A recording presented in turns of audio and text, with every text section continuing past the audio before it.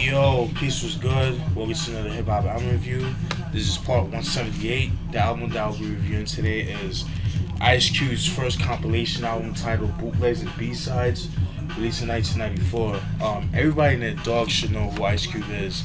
I did a review on his first four albums, as well as his Kill at Will EP that dropped in '90. I did a review on America's Most Wanted, Death Certificate, The Predator, and Lethal Injection. Now I'm doing a review on this compilation album. So right after 1993, he kind of left, hip hop alone as far as the MCing part. He was kind of more focused on doing films and focusing more on other projects and stuff like that. As far as like artists that he had under him on the Lynch Mob records, like the Lynch Mob, with their second album, Planet of the Apes, the Caution album, which I have, the South Central Los Scandalous, very dope album, very underrated if you ask me. And among other projects, he's worked on the Glass Shield movie. He's worked on Friday, his first film that he directed and all that.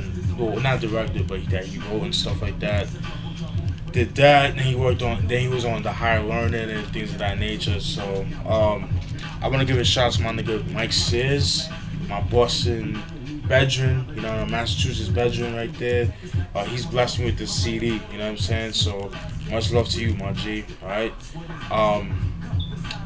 The thing with this album, the reason why it's called Bootlegs and B-Sides is because these are songs that some of them are unreleased and some of them are B-sides from certain singles from, it's pretty much songs that were recorded between 1992 to 1994. So pretty much from the Predator sessions to the Lethal Injection sessions, you know what I mean? So you're gonna get some songs from those eras, you know what I mean? And some of the singles from those albums, some of the songs were B-sides, so that didn't appear on the albums or anything like that, only on the 12 inches.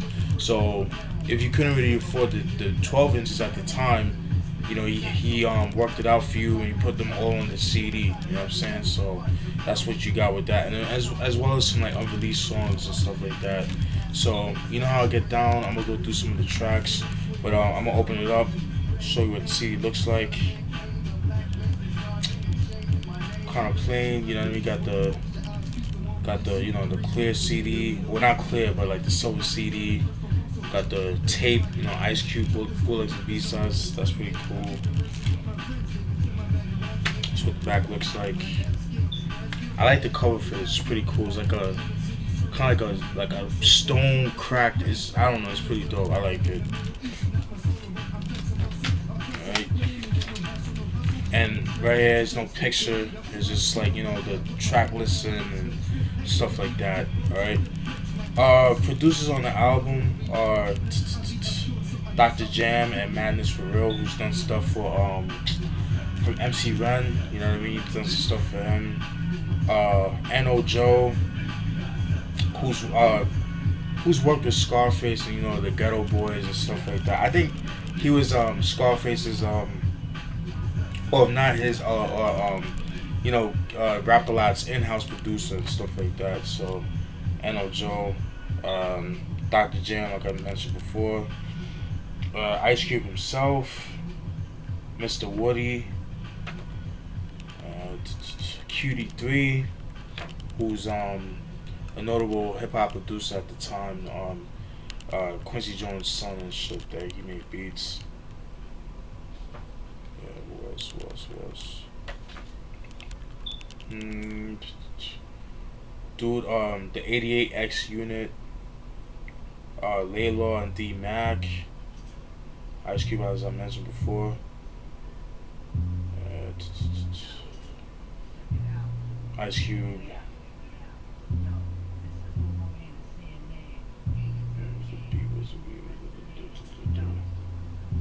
yeah, that's pretty much it, man. Those are the producers on the album. Alright, so you know how I get down. I'm gonna go through some of the tracks. Alright. Track 1, Robin Hood, Cause It Ain't All Good. Pretty dope song, kind of sets the tone and stuff like that. It definitely sounded like something that was recorded for the Lethal Injection sessions around that time. It's pretty much talking about him waking up early in the morning or whatever, just starting his day. But then he's a stick-up kid, so he pretty much sees whatever victims crosses his path and start robbing niggas, things like that. So that's what I got from the joint, Robin Hood. Pretty dope. The beat has like a deep bass line with a kind of like a whiny guitar riff and stuff like that. That was pretty cool. But like I said, it sounded like something that could have been on Lethal Injection. Track 2, What Can I Do? It features Mac 10. This is the West Side version. There's an East Side version with Ali Shahi Muhammad, which sadly is not on this album. But I see why he didn't put it on it, because it wouldn't have fit on this compilation, because it has like more West Coast feel to it. But it is what it is. But yeah, man. I've mentioned what Can I Do is about. If you guys watched my Lethal Injection album review, I pretty much talk about what the song is about. But for those that didn't, it's just pretty much him talking about him being a drug dealer, and then him moving out of in the 80s, starting out in the 80s, being a drug dealer, stuff like that. And when you get big, you start going to different states. He said he went to Minnesota. There was a line where he said that he moved right next to Prince and stuff like that. I thought that was pretty funny.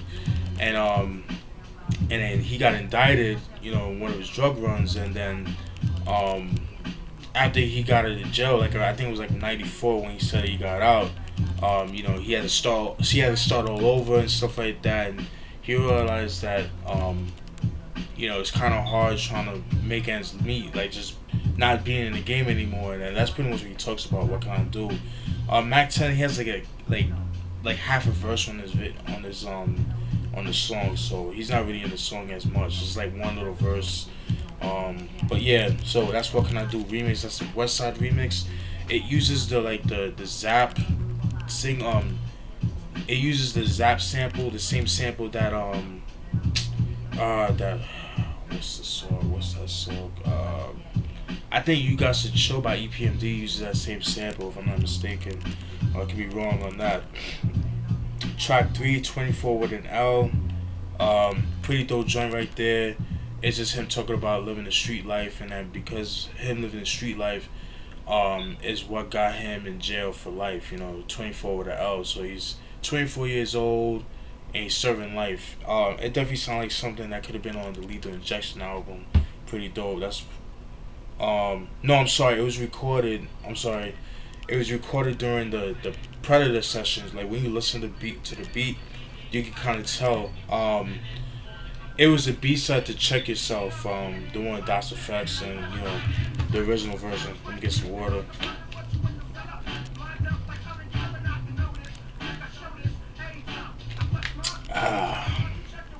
Yeah, buddy.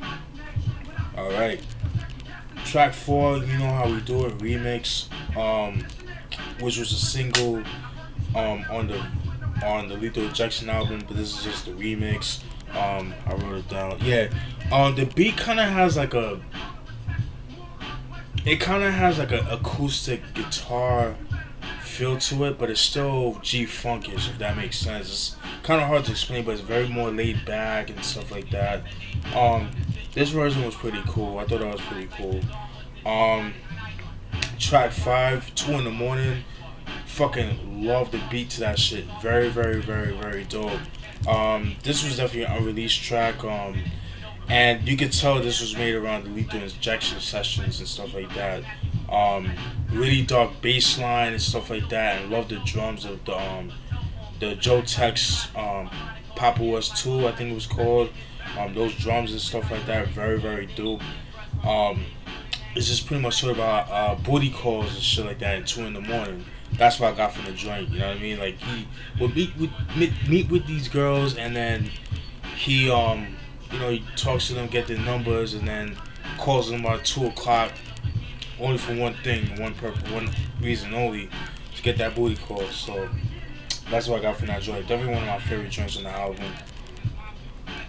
Track 6, Check Yourself remix. This is the one with DOS Effects. Everybody knows that. That was on the Predator album. Very dope. It's actually featured on the 2003 reissue of the Predator album, so which I do have. Is that version is actually out of print. So that was a pretty cool track right there. definitely reminiscent of back in the days and shit like that. Uses the message sample by Grandmaster Flash in the Curious Five. I mean the Furious Five, excuse me. Um, Track 7, You Don't Wanna Fuck With These, unreleased 93 shit. Um, yeah, very dope. Definitely sound like something that was made around the Predator session. Self-explanatory. It's just a braggadocio track, you know what I mean? So, yeah, I actually enjoyed this joint right here. It's pretty dope. Like I said, it's an unreleased joint. It says 93, but like I said, it sounds more of something from the Predator album more so than the Lethal Injection album. That's just my opinion though. Track 8, Little Ass G, Eerie Gumbo remix. That was produced by N.O. Joe, producer for the in-house producer for Rap A Lot Records. Lil Ass G, I've mentioned what that song is about. It just talks about, you know, these young ass niggas like 10, 11, 12 years old, you know, just being gangsters, man. Just like trying to grow up too fast, and then, you know, they try to, you know, when they do that, it's because they're trying to impress the OGs. So whether it's like they robbing niggas or killing niggas, you know, for you know, gratification, not just gratification, but for like affirmation from the OGs and stuff like that. So that's what I got from that joint right there. Very dope beat. I like the beat. It definitely sounds like something that you know, it would be on Scarface's the Diary album. If you guys heard the Diary album, it kind of has that vibe to it. That's what I got from that joint. But very, very dope song right there.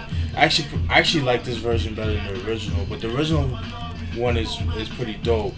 Kind of makes you wish that Ice Cube had dropped the album around 94, 95 with that kind of production. You know, something like that. That would have been pretty dope, but you didn't get that. Track 9. My Skin Is My Sin.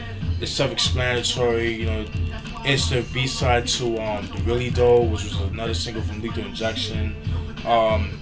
It just tells about, you know, police and racial injustice and stereotypes that black people in the hood go through and stuff like that, unfortunately. Yeah, pretty dope. This is something, like I said, was recorded during the Lethal Injection era, so pretty dope right there. Track 10, It Was a Good Day, remix. This is another one that was actually featured on the Predator reissue from 2003. It uses the Let It I think it's called the Let It Go. I wrote it down. Let's Do It Again. Let's Do It Again sample. It's a lot more smoother, you know what I mean? But it's a good joint, excuse me. But I kind of prefer the original with the Isley Brothers break. I like that one a little bit better than this one, but this version was pretty cool, you know what I mean? So I thought that was pretty cool. Track 11, You Ain't Gonna Take My Life, fucking dope. Definitely one of my favorite tracks off the album. When you hear the beat, it definitely sounds like something that could have been on the Predator album or maybe the Death Certificate, but I would lean more towards to the Death Certificate, the more Predator album. He just talks about, you know, police brutality and police corruption and things like that. And he had a line where he says, I wrote it down, where he says, don't give a fuck about my neighborhood, just want to do your 8 hours, then hit the showers, shoot a brother down and you don't want to send flowers, you don't send flowers, goddamn a sheriff, can't wait to tariff, a chunk of nigga ass, but watch a nigga blast, and get away nigga pass or fast, I forgot, but yeah, that shit right there, like, a lot of people sleep on Ice Cube, especially for his flow back in the days. Oh my god, like his flow back in the days was just so dope, but I don't really hear people talk about Ice Cube like that. You know, people like his, you know, people always talk about, like, you know, his ear for beats, which, you know, rightfully so, and, you know, his subject matter, but his flow on certain songs, fucking dope, and I feel like he doesn't get the recognition for his flow. He has a dope ass flow. Track 12, When I Get to Heaven. This is the remix. This is another joint that was on the Lethal Injection album. This is just the The remix pretty dope. The beat kind of has like a funky dark synth bass line to it. Very dope, kind of unique in a sense, but you can definitely tell it's like a G funk album, like a G. It has like that G funk feel to it. I thought that was pretty cool. And track 13, the last joint, devoid of pop and niggified mega mix. There's just pretty much like a mashup of like all of his famous songs, you know, throughout his first 4 albums and stuff like that. And then like he has like a couple verses and things like that throughout the song and stuff like that. So I thought that was pretty cool. It's kind of like part 2 of Jacken for beats, but with his own stuff, you know, his own songs and stuff like that. So that's what I got from that. So, but yeah, overall, very dope album. You know, it's a dope compilation album. If you guys like, you know, the Predator album, you like Lethal Injection, you like songs from that era, then you'll definitely enjoy this album right here. Unfortunately, this album is long out of print, but it's relatively cheap. So it's not something that you're gonna break your pockets over. So it, like I said, it's a bit hard to find, but you know, it's not something that you're gonna break your pockets over. So shout out to my nigga Mike Sis for copying this album, because you know I wanted this album for a while. So he bought it for me, he blessed me and stuff like that. But yeah, I just wish Ice Cube had dropped the album, you know, around like 95, 94, 95. That would have been pretty dope. And you know, there was rumors of, you know, him and Dr. Dre dropping an album around that time. They were like gonna record an album, but that never came to fruition, which is unfortunate, but you know, it is what it is. I'm sorry, just checking my email. But yeah, yeah, man, but very dope, very dope. Ice Cube in his prime, like I said, right after this time, like, you know, he started working on movies and, you know, things like that. So, you know, you didn't really get like a full album from him until like 1998 when he came out War and Peace, Volume 1, excuse me, which was it was okay. It wasn't all that. So, yeah, man. But yeah, man, very, very dope album, man. Like I said, if you like that Lethal Injection, you know, the Predator, such like era of music, hip hop, like that time, then you would definitely enjoy this album. If you're an Ice Cube fan, NWA fan, this definitely deserves to be in your collection. And I don't really hear too many people talk about this compilation album, but very dope. Alright, hope you guys enjoyed that review. Stay tuned for more joints, alright? Peace!